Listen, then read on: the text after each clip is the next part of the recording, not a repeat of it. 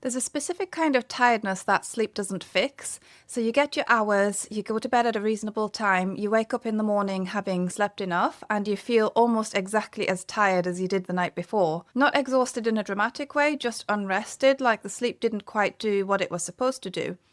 And I lived with that feeling for years, not because I wasn't sleeping, but because the sleep that I was getting wasn't doing the thing that actually matters, which is to restore me. And I didn't understand at the time because I didn't know that not all sleep is the same, that there are different stages to sleep doing completely different jobs, and that you can spend 8 hours in bed and still not get enough of the stage that actually rebuilds you.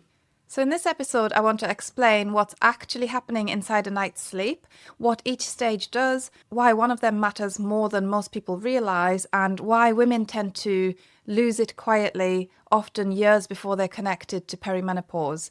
And I also want to tell you the story of what 5.5 years of broken sleep did to me and what eventually came back.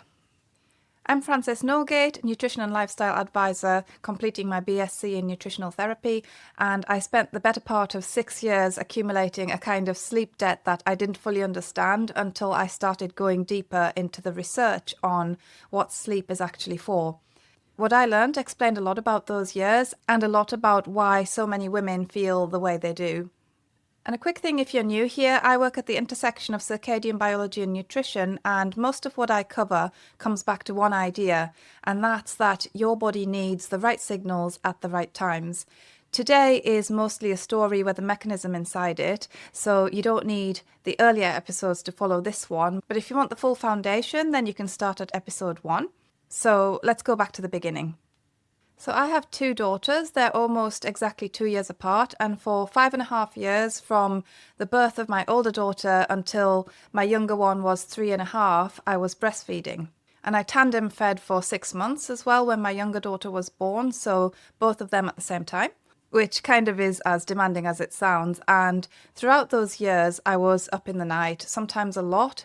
You know, the way you are when you have small children who need you in the dark and who don't know what time it is, who wake up needing to be fed and settled, and sometimes, just need your presence there. And so you get up, you feed, you go back to bed, and you get up again. And I don't say this looking for sympathy or anything. I chose this and I would choose it again. But I want to be honest about what it did for my sleep, because I think it's relevant to a lot of women in ways that extend well beyond those with young children. So by the time my younger daughter was sleeping through reliably and the feeding was finished, something had changed in how I slept. So I was a light sleeper than I had been before. I still woke up easily. I would surface at small sounds, a door, a noise outside, and have a harder time getting back to sleep.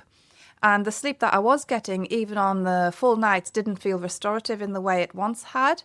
I'd wake up having technically slept and feel kind of okay, but not well rested at all and just okay, like the tank was never quite full.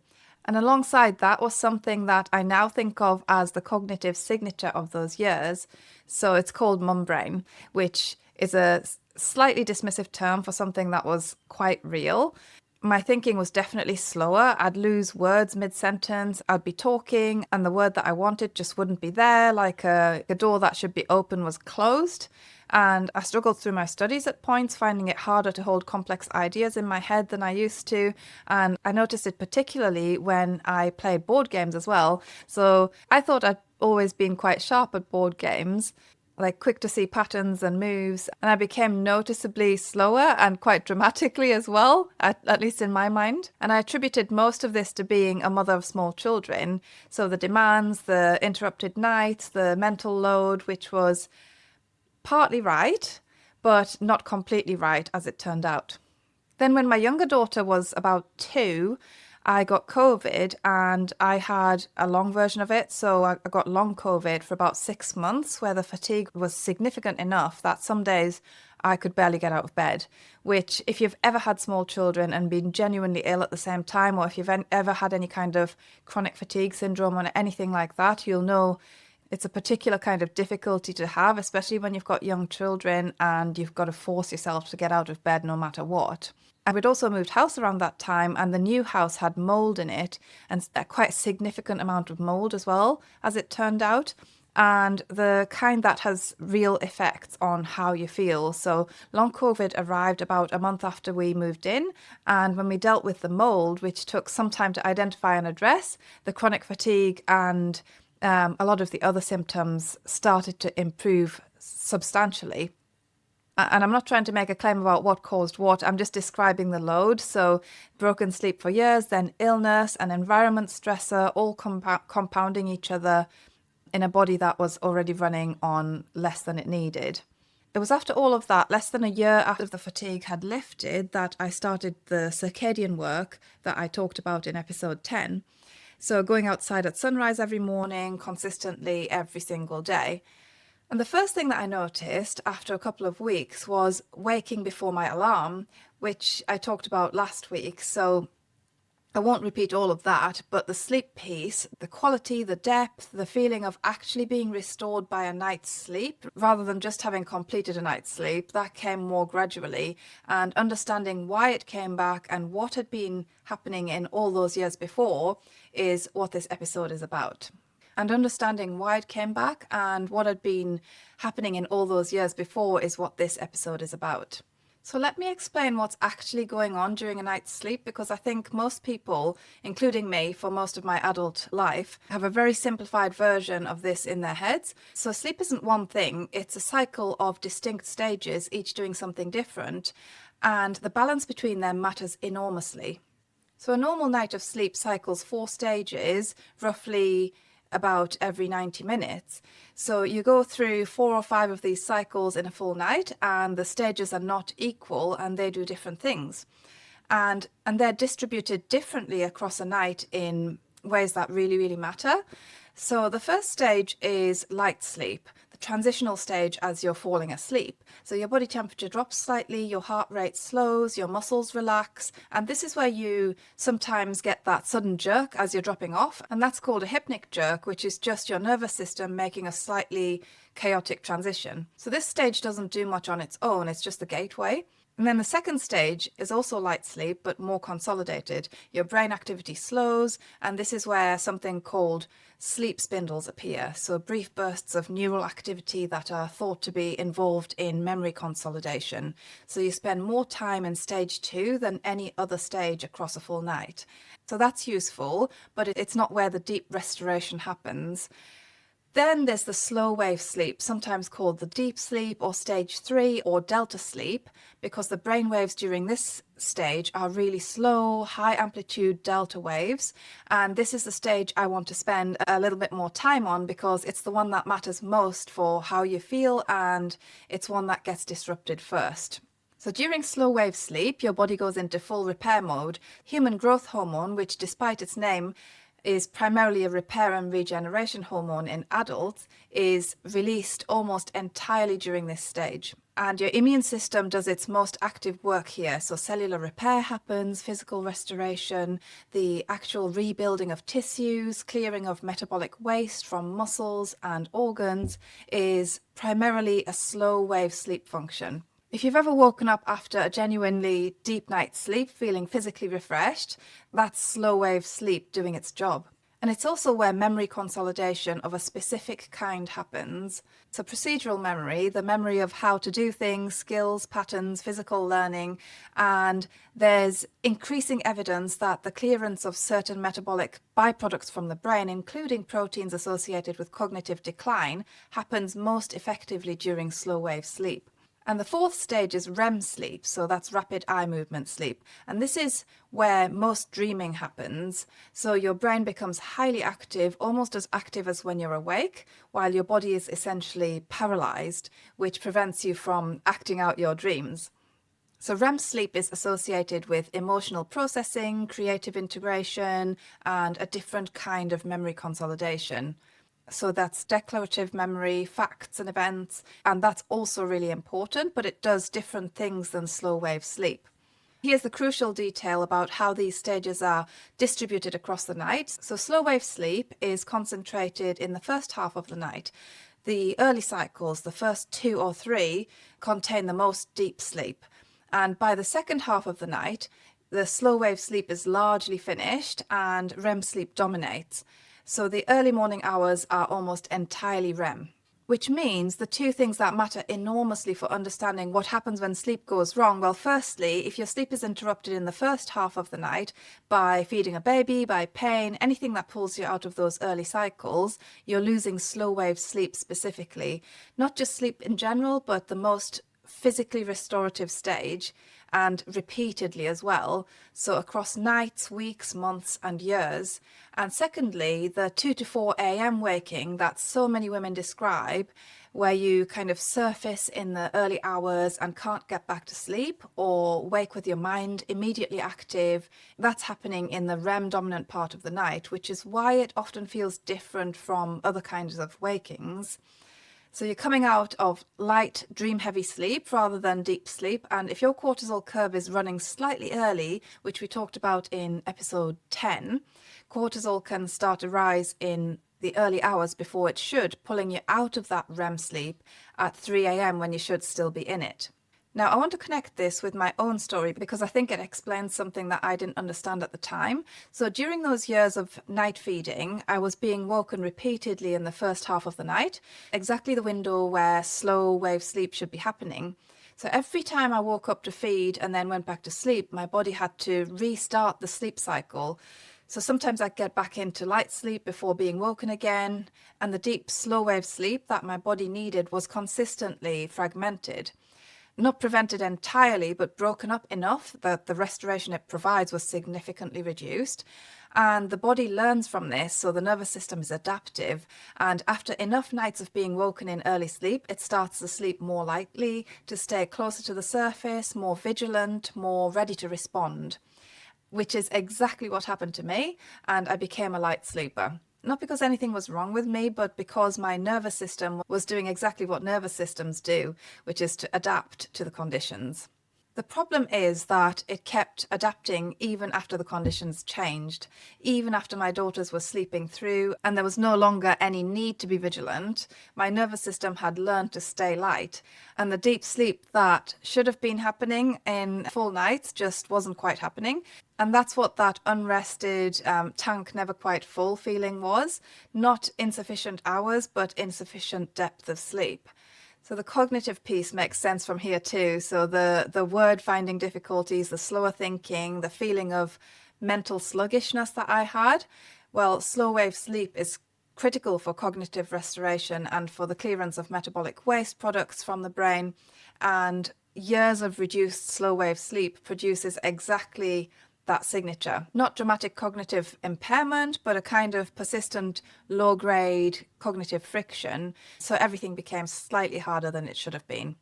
Now, I want to talk about perimenopause and sleep specifically because I think there's a piece of this that almost no one explains, and it changes how women understand what's happening to them.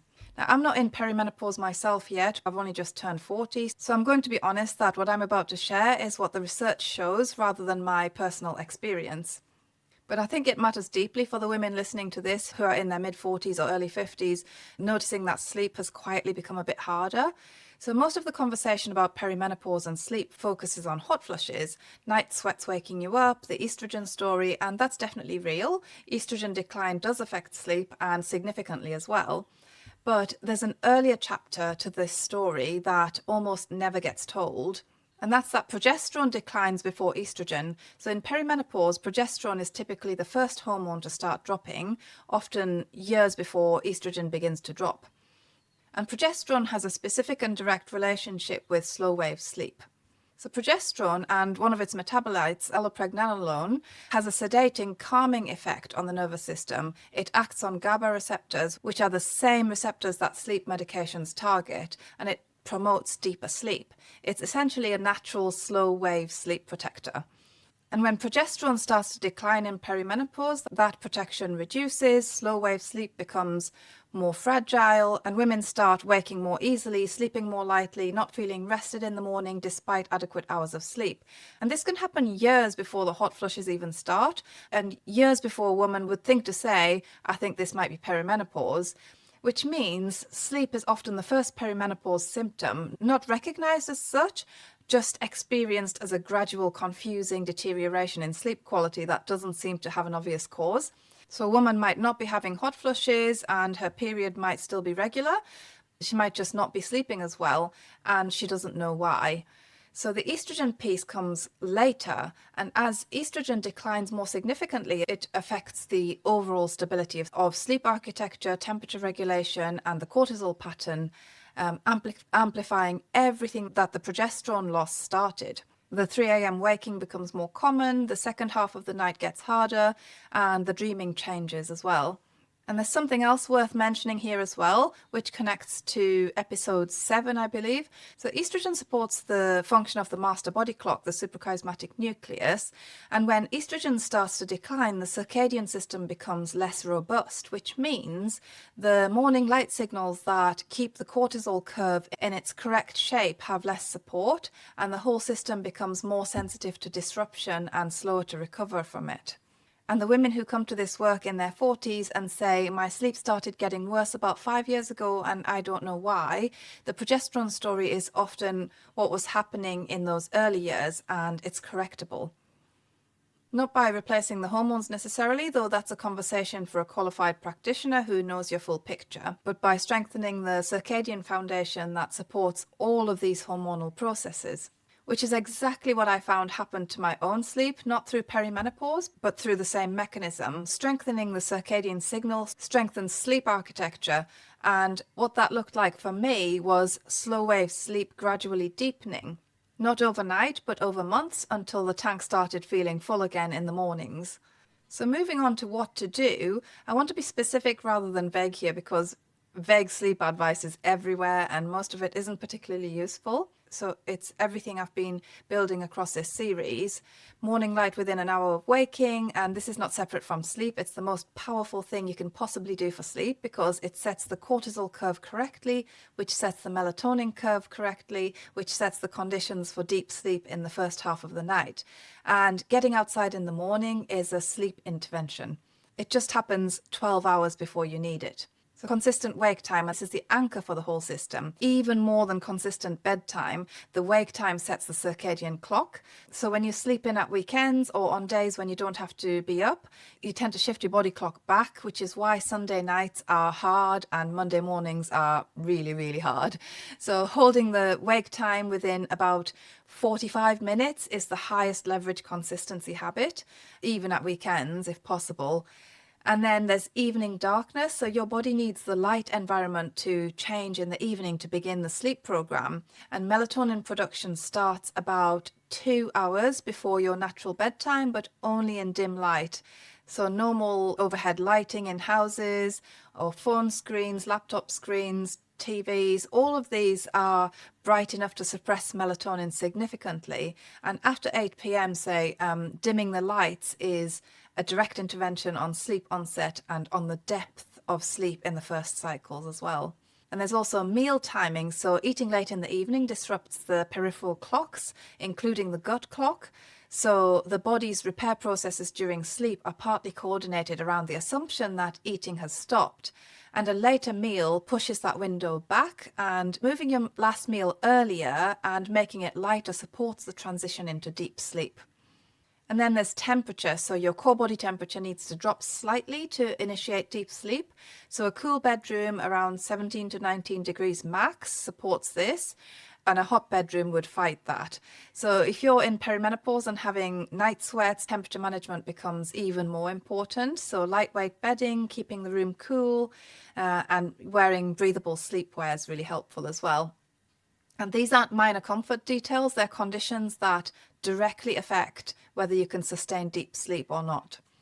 And then there's something I want to mention specifically for women whose sleep was disrupted by years of night feeding or chronic stress or illness or any kind of sustained period of broken nights.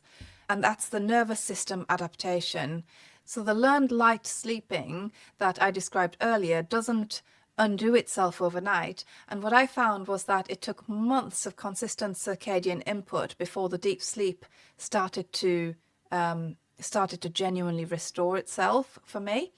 It wasn't just a few weeks, it was months. And the nervous system had to relearn that nights were safe, that it didn't need to stay alert, and that having deep sleep is allowed. So be patient with this one. The changes are real and they do come, but if you've had years of poor sleep, the restoration takes longer than you might expect. So try to measure this one in months and not weeks if possible. And one more thing on this, and it's something I wish I'd understood sooner.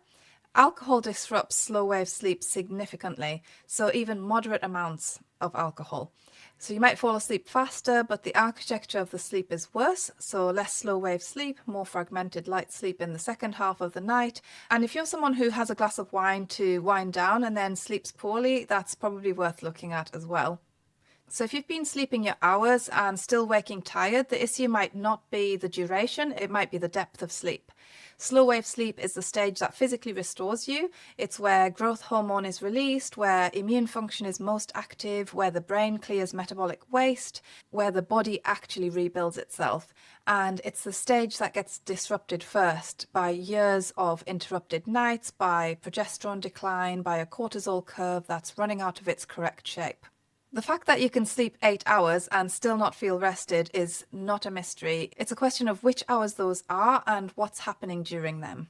For me, understanding this retrospectively explained 5.5 years in a way that nothing else had. The mum brain wasn't just tiredness, the unrested mornings weren't just the demands of young children. My nervous system was doing its job, adapting to years of interrupted night's sleep, and it took a really long time to unlearn that vigilance. What came back gradually over months of consistent circadian input was the feeling of waking and actually feeling restored, and not just having slept, having recovered. That distinction, which I couldn't have articulated clearly before I understood the stages, is what this work is actually about. Your body knows how to produce deep sleep, it just needs the conditions that make it safe to go there. Everything across this series, light, timing, nutrition, the cortisol curve, and now sleep architecture, it's a system. Each piece supports the others, and if you want to see how all 4 of my pillars work together, then you can go to my website at francisnogate.com/masterclass, and you can have a free 1-hour masterclass there. So next week we are going to move into nervous system regulation, the stress piece, the HPA axis, and why chronic low-grade stress does something specific to your circadian system that sleep alone can't undo. If you've ever felt like you're doing everything right and still can't quite settle, that one's probably going to make some things click for you. So thank you so much for being here today. Take care of yourself, and I'll see you next time.